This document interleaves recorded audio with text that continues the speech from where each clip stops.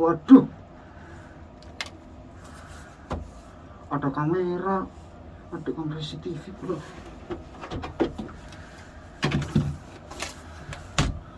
Waduh, cahaya. Halo guys, selamat datang di channel saya Aryo Bimo. Pada kesempatan kali ini, saya ingin mereview sebuah konsol terbaru keluaran dari Sony, yaitu PlayStation 5. Bentar. Agak ribet kalau review pakai topeng tuh. Macam kayak penjual bakso boraps yang lagi di interview. Bentar aku tes dulu ya. Nah, kalau begini kan jelas. Oke, jadi sebenarnya PlayStation 5 ini sudah rilis 1 tahun yang lalu semenjak video ini saya buat. Kehadirannya selang 7 tahun setelah PlayStation 4 dirilis seri sebelumnya. Dan setelah penggunaan selama lebih dari 1 bulan, saya baru berani untuk mereview konsol keluaran Sony yang satu ini. Karena menurut saya waktu tersebut sudah lebih dari cukup untuk merasakan performa dari sebuah gaming konsol secara keseluruhan. Baik dari segi performance, build quality, maupun perbandingan dengan keluaran yang terdahulunya, yaitu PlayStation 4. Apa pendapat dan kesan saya tentang PlayStation ini selama penggunaan lebih dari 1 bulan terakhir? Saya akan jawab di video kali ini. So, stay tuned.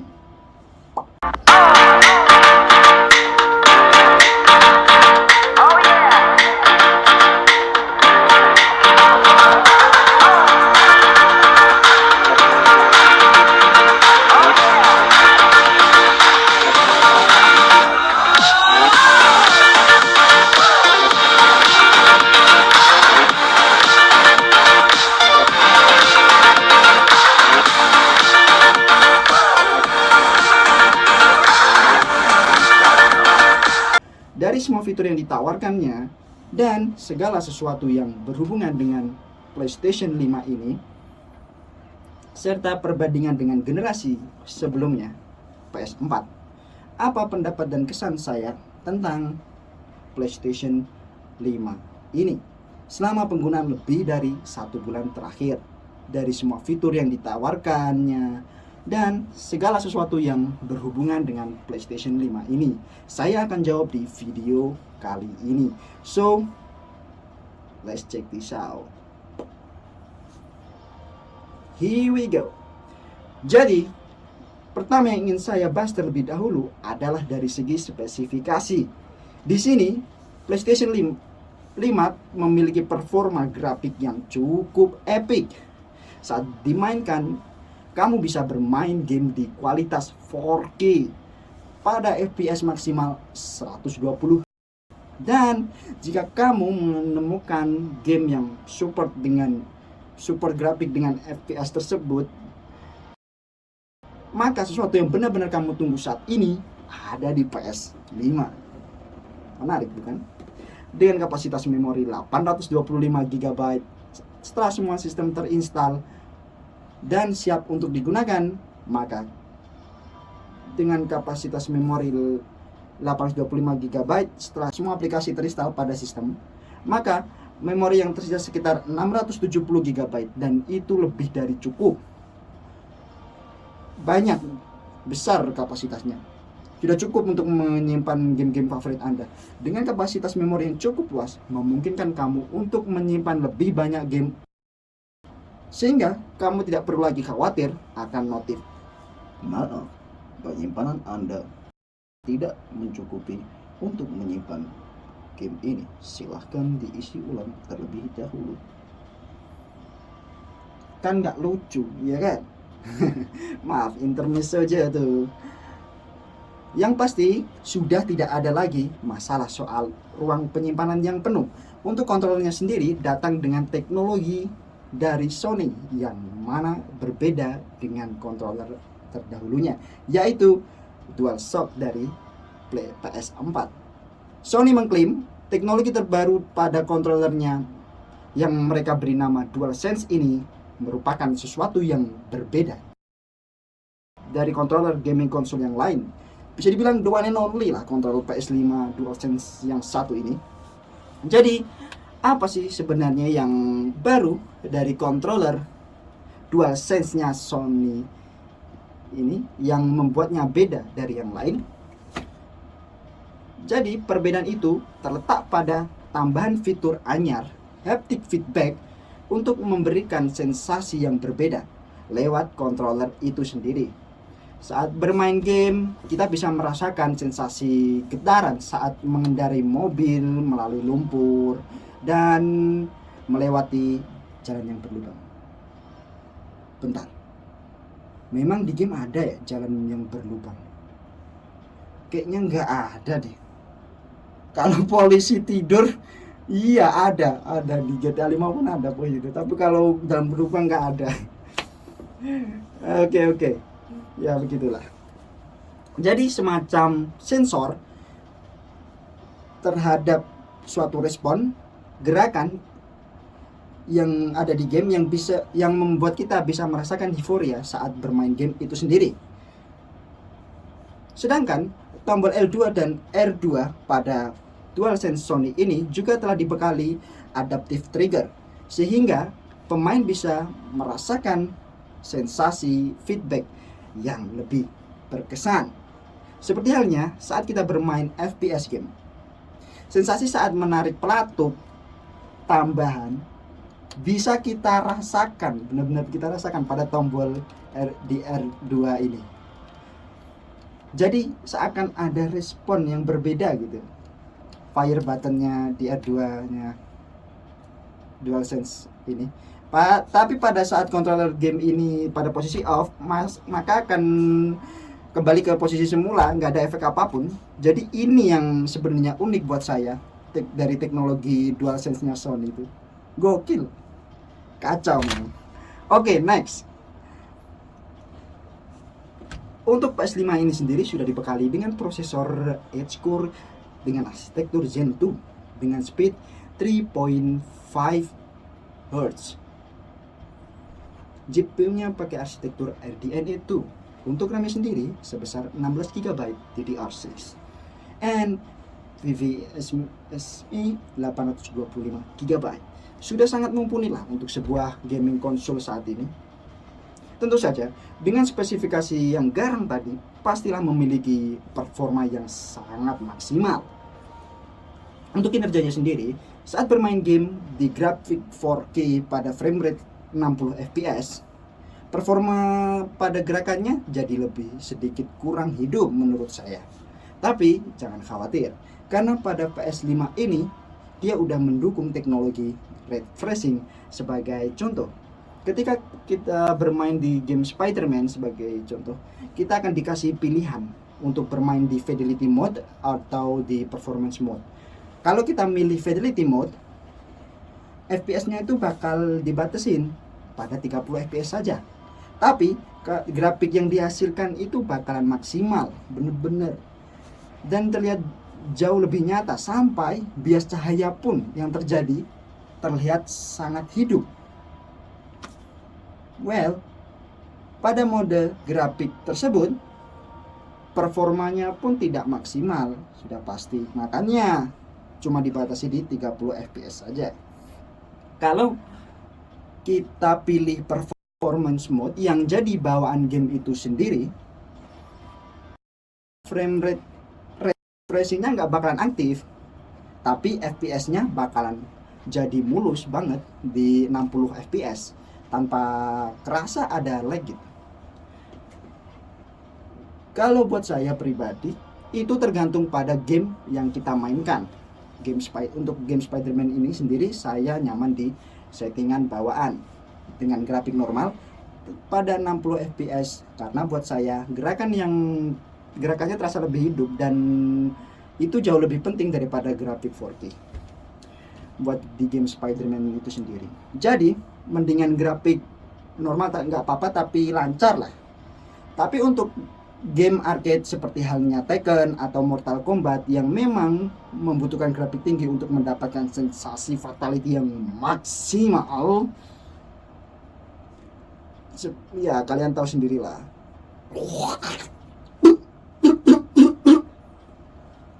Finish him. Ya kurang lebih seperti itulah. Dan saat ini kita dihadapkan pada persoalan budget yang harus kita keluarkan untuk sebuah gaming konsol PS5 yang terasa masih sangat mahal buat saya. Di kisaran harga 13 jutaan yang mana masih ada option gaming lain yang harganya sedikit lebih murah, low budget lah.